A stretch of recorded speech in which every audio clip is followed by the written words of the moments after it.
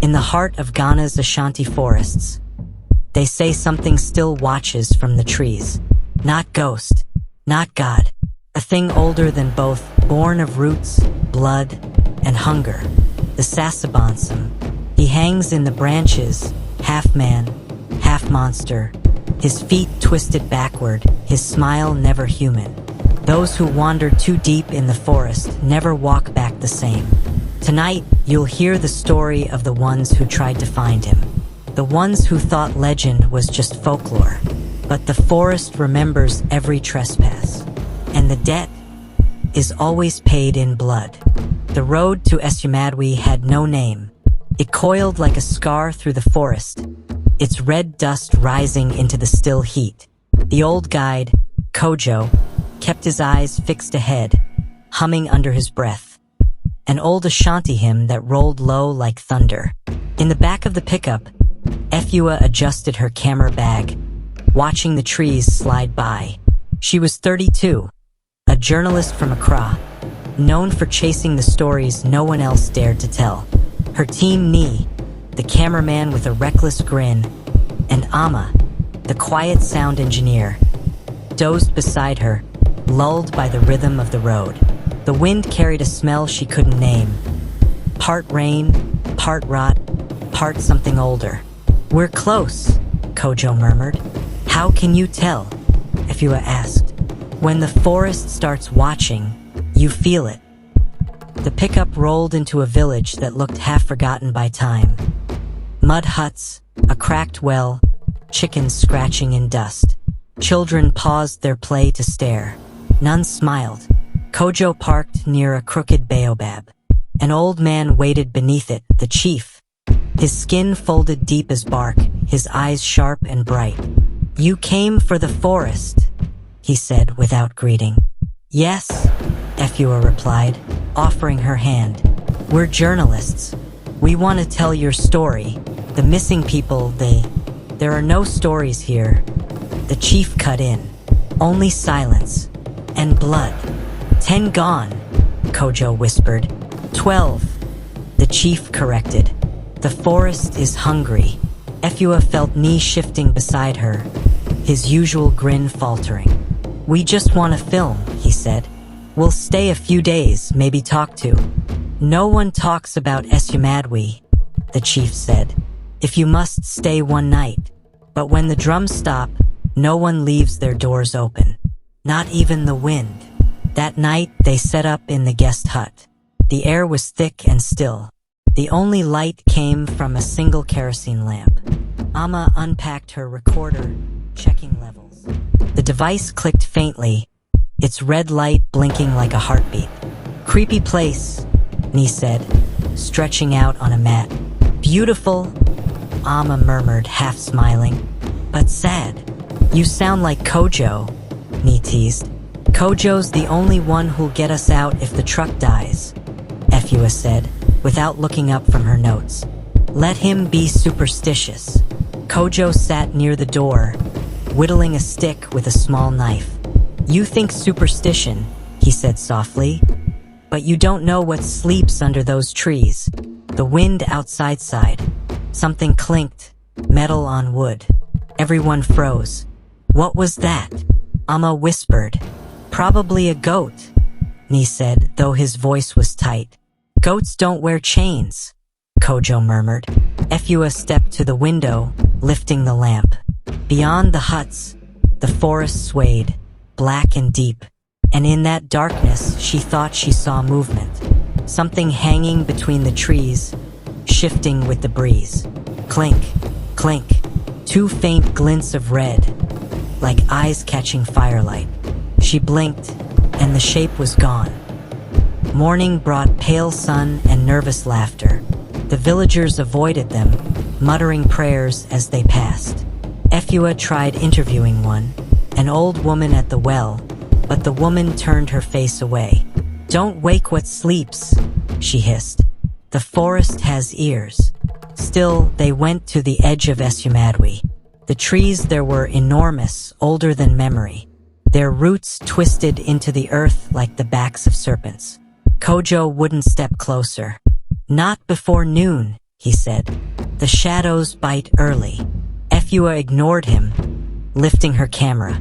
The forest looked endless, its interior drowned in mist. She recorded, narrating softly, "This is Esumadwi, the forest of shadows. For generations, the people of this village have believed it's haunted by the spirit called Sasabonsam, a creature said to hang upside down from the highest trees, with hooks for feet and blood for breath." Nee zoomed in, panning across the treeline. Something flickered, a darker shadow among shadows. He frowned, adjusted focus. It was gone. "Maybe we should get some ambient shots deeper in," Efua said. "You serious?" Nee asked. "We came for the truth, didn't we?" Kojo turned sharply. "Truth is not always meant for you. Sasabonsam feeds on curiosity."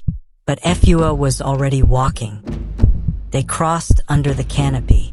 The air changed, cooler, thick with damp leaves and silence. Not even the sound of wind. Amma's recorder hissed softly, white noise creeping in like breath. "That's strange," she said. "It's like interference. Maybe the trees are made of metal," Nee joked, though his laughter rang hollow. The deeper they went, the darker it grew. Sunlight came in narrow shafts, slicing through the mist like golden knives. Efua stopped when she saw it. A clearing with a wooden idol, half-rotted, painted in faded red and black. A shrine, human bones at its base. Kojo's voice shook. "Don't touch it. It's part of the story," Efua said, raising her camera. "It's not part," he said, stepping back. "It is the story." A branch cracked overhead. Everyone looked up. Something hung there high between the trunks. Pale skin stretched tight over bone. Long arms, red eyes like coals, and feet, hooked metal claws biting into bark. It grinned, then dropped. They ran. Branches whipped their faces, the forest closing around them. Amma screamed as something brushed her shoulder. Cold and wet, like a hand with too many fingers. Nee stumbled, his camera jerking wildly, catching flashes of red eyes in the dark. "Keep moving," Efua shouted. "Where's Kojo?" "He's right." She turned, but Kojo was gone. Only a smear of blood across a tree trunk. A sound came from above. Amma looked up. Too late. The creature, the Sasabonsam, swung down, catching Nee by the back. He was lifted screaming into the branches, his voice snapping into silence. Amma fell to her knees. "No, no." Efua grabbed her, pulling hard. "Run!" They burst from the forest's edge just as the sun fell behind the hills. The village dogs barked, ears flattened, tails between legs. The chief waited by the fire, unmoving. Efua collapsed in front of him, gasping. "Kojo's dead." Something in the forest. The chief closed his eyes. "You woke him." The drums began to beat. "Tonight," he said, "no one sleeps." Night pressed down over Esumadwi village like a lid. The drums had stopped. Only the silence moved now, thick, alive, pulsing between the huts. Efua sat near the dying fire, her hands trembling around a bottle of water she hadn't opened. Amma knelt beside her, whispering a prayer in Twi, her voice barely audible. "Amma, God of our fathers, keep the darkness outside." Efua, "You think it listens?" "Amma, something does." Across the square, the chief sprinkled ash in a circle, muttering words that sounded like thunder under his breath. His granddaughter carried a clay bowl of palm oil, her eyes wide and frightened. "Chief, you brought cameras into his house," he said without looking at them. Efua, "We didn't know. Chief, that's why you still breathe." They took shelter in the longhouse. Smoke from burning herbs curled through the roof beams, thick and bitter. The chief's voice rose and fell in the dark. "Long before this village had a name, the forest had a guardian. He was once a man, a hunter who spilled blood on sacred roots. When he died, the trees refused his spirit. They bent him into something else. Now he feeds. He remembers the sound of every voice that calls him. "We said it out loud," she whispered. "In the forest." "Yes," the chief said. "He heard you." Later that night, Efua couldn't sleep. She stepped outside. The village was still. Even the insects were gone. Her camera lay on the bench where Nee had left it. She picked it up, scrolling through the footage. The last frames flickered. Trees shaking, a red blur, then a single image frozen in digital static. A pale face grinning upside down. She dropped the camera. Behind her, the shadows moved. "Ama, off-screen Efua." "Stay inside," Efua said. "I heard something." There was a faint clink, metal against wood. They turned together. At the far edge of the huts, something hung from the tree. A body. Kojo. His feet were gone. 2 deep holes where the hooks had been. Ama gagged. Efua forced herself forward, filming with trembling hands. But when the lens caught the corpse, something shifted in the viewfinder. As if another face leaned close, whispering inside the glass. A voice wet and broken. "Efua." She dropped the camera again. Kojo's eyes opened. They burst inside. The chief stood already waiting, staff in hand. "He's outside, Kojo. He's..." "Not him. Only the shell." "What do we do?" "You must leave before dawn. The truck's gone." "Then walk, but not through the trees. Follow the river. Keep your eyes down." Thunder rumbled. The chief's granddaughter began to cry.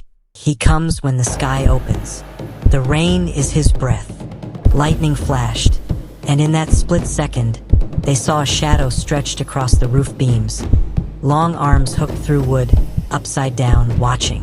Then darkness. Rain hammered the huts. Efua and Ama ran, clutching what they could carry. The wind screamed through the palms. Every flash of lightning revealed movement above, wings sliding between branches.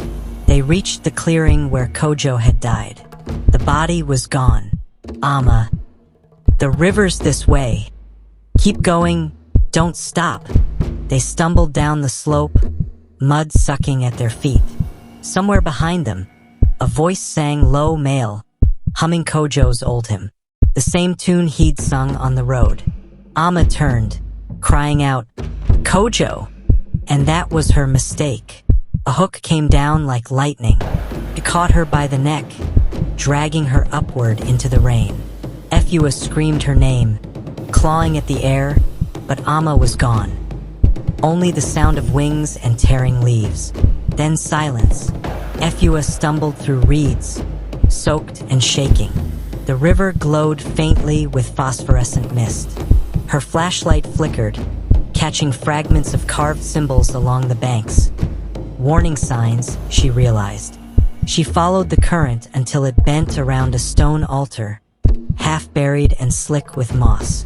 On it lay Ama's recorder, still blinking red. Efua pressed play. A whispering filled the air, voices layered, ancient, impossible to separate. Voices. Blood for root, root for breath. The hunter feeds. Then another voice, Ama's, terrified, gasping. Efua, he's not he's. Crackle. He's inside the trees. The recorder died. Efua staggered back, covering her ears. The forest itself seemed to breathe around her. Trunks expanding, branches twitching like limbs. She ran. She found shelter inside an old shrine, the same idol from before, now glowing faintly in the gray light. The walls were covered in symbols drawn in blood. One phrase repeated again and again. Debt never dies. She pressed her forehead against the cold stone. Please, I didn't mean to. A whisper answered from behind the idol. But the forest remembers. The creature stepped into view. It was both man and nightmare. Skin like bark, eyes burning coals, hooks glistening where legs should be. When it spoke, its mouth split too wide, voice echoing like many voices at once. Sasabonsam, why did you wake me, child of noise? We wanted the truth. Sasabonsam, truth is hunger. Truth is what feeds. It crawled closer, upside down along the wall, its claws biting stone. Efua backed away, clutching Amma's recorder like a talisman. Efua, you were human once. Sasabonsam, once, until the forest bled for me, until men forgot fear. Efua, then let me remember. The demon tilted its head, the grin twisting. Remembrance is payment. Hook snapped open. The first light broke through the trees. Villagers found the shrine half collapsed. The idol burned black, smoke curling toward the canopy. On the ground, Efua's camera, cracked and wet, still recording. In its last seconds of footage, the forest bathed in dawn, and something hanging high above, a figure swaying gently, upside down. Eyes closed, peaceful, until they opened. The rain had passed. Mist draped the village like cloth. Men moved silently through the square, faces streaked with ash. At the center lay the camera they had found, Efua's, still dripping river water. The chief sat before it, staring as if it might blink. You should destroy it, murmured his granddaughter. And invite the curse to forget, he said. No, let the forest choose. He motioned to the men. They carried the camera, the cracked recorder, and a handful of river stones toward the trees. When they reached the first shadow, they bowed once and laid everything down. Then they turned back without a word. The chief sat alone. His granddaughter brought him a bowl of palm wine. He did not drink. It's not over, is it? She asked. When blood touches root, it feeds forever, he said. Then what happens now? We wait for silence, but silence did not come. A faint hum threaded the air, mechanical, alien. The chief frowned. From the corner, the recorder clicked on. Amma's voice crackled through static. Efua, Efua, are you there? If you find this, he's not dead. He becomes the forest. Then another voice joined hers. Deeper, smoother, almost human. You filmed what should not be seen. The old man rose slowly. It begins again. Wind carried whispers through the leaves. A lone figure stumbled into the open, barefoot, drenched, her face pale as moonlight. Efua. She collapsed at the roots of the baobab, clutching Amma's recorder to her chest. The villagers gathered, murmuring prayers. When she opened her eyes, they glowed faintly red, like embers under skin. What have you brought back? The forest let me go. Then you owe it something. She shook her head weakly. No, it took enough. But the chief's gaze fell to her arm. Beneath the skin, veins darkened, branching like roots. Efua lay on a mat, feverish. Outside, the forest whispered like waves on stone. The chief sat beside her, mixing herbs, his granddaughter lighting candles around them. Efua. He said, truth is hunger. Chief, you saw him. Efua. Not him, them, the forest itself. Then you carry more than fear.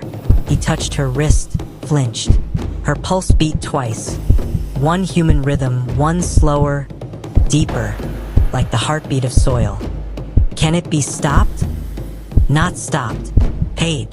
He lifted a knife from the altar, old, carved with Adinkra symbols.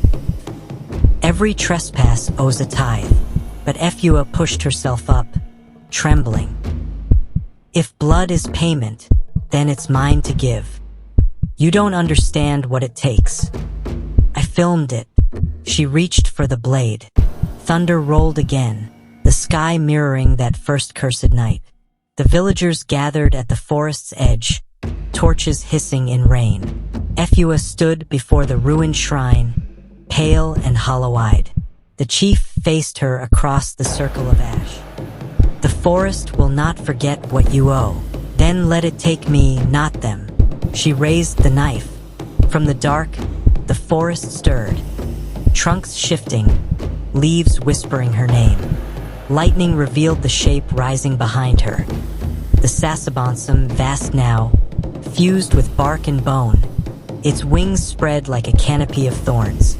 Its voice was both storm and sorrow. "Sasabonsam, you would trade your breath for silence? For peace? There is no peace, only roots that remember." He reached out one hooked hand, curling it under her chin. "But the forest is lonely. Stay," the Sasabonsam said. Efua pressed the blade to her chest. "Then I'll feed it myself." She plunged it in. The rain stopped. For a heartbeat, everything stilled. Then the trees shuddered, leaves twisting, roots coiling around her body like serpents. The villagers fell to their knees, wailing. The chief whispered, "Debt repaid." Sunlight filtered through a mist of gold. Birds sang for the first time in years. The villagers walked the edge of Esumadwi. The shrine was gone. Only a new tree stood there, slender, pale, its bark smooth as skin. The chief approached and laid a hand against it. It pulsed once beneath his palm, like a heartbeat. "Granddaughter, is it over?" "Nothing ends. It only changes shape." They turned back toward the village. Behind them, the wind passed through the branches. If one listened closely, it almost sounded like a woman's voice whispering through the leaves. "Keep recording." A dim office filled with monitors and editing gear. On one screen, Efua's last footage played. Trees swaying, rain falling, a blur of red. A voiceover echoed softly, her last narration, never aired. "Efua, we came looking for the story behind the myth, but the myth was never behind us. It was waiting." A young assistant leaned closer to the monitor, frowning. The footage glitched. A frame of Efua's face appeared, upside down, smiling faintly. Then another, red eyes flickering behind her. The screen went black. The recorder on the desk clicked on by itself. From the speaker, the faint clink of metal on bark. The assistant turned toward the window. Outside, beyond the city lights, the horizon darkened, as if a forest was growing where none should be. They went searching for a story, and became part of one that never ends. In the Ashanti tongue, they say, "Abu Jai, Nakwe Nkoda." The stone stops, but the forest never sleeps. So if you ever hear the trees whisper your name, don't answer, don't look up. Just keep walking before something smiles back. Because somewhere in the dark, the forest still listens. Subscribe for more legends of phantoms and folklore.